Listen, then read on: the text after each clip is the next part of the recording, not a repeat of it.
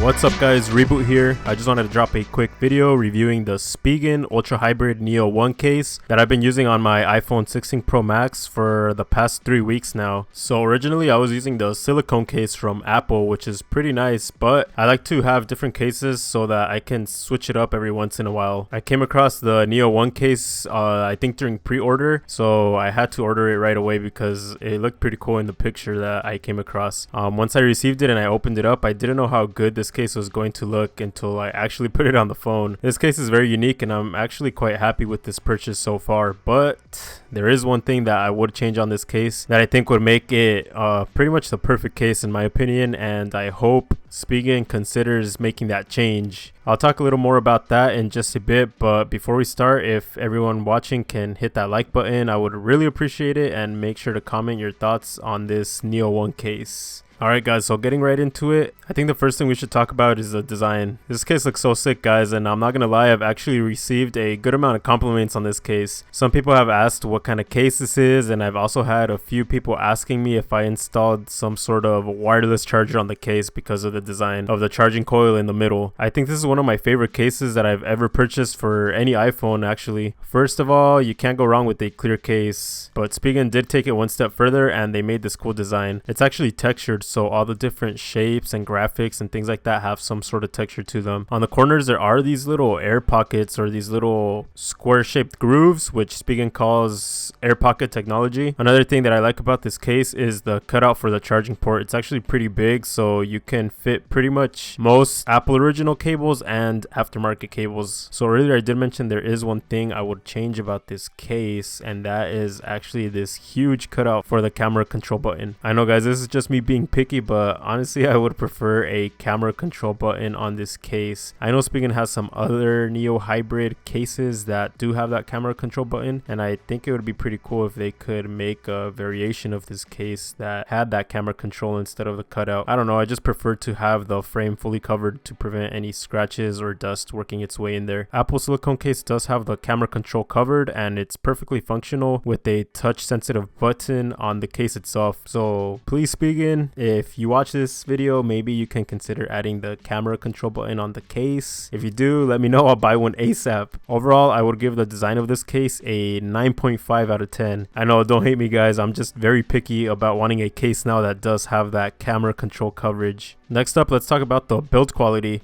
I've used the case for the past like three and a half weeks by the time this video is up, and it barely has a few scuff marks and minor scratches here and there. This is all from normal wear and tear, just from daily usage. The actual design hasn't started to scratch away or chip away at all. It's still intact, so that's a good sign. One thing I am curious about though is how long it will last before it starts to turn yellow, because pretty much every clear case that I've ever owned has turned yellow at one point or another.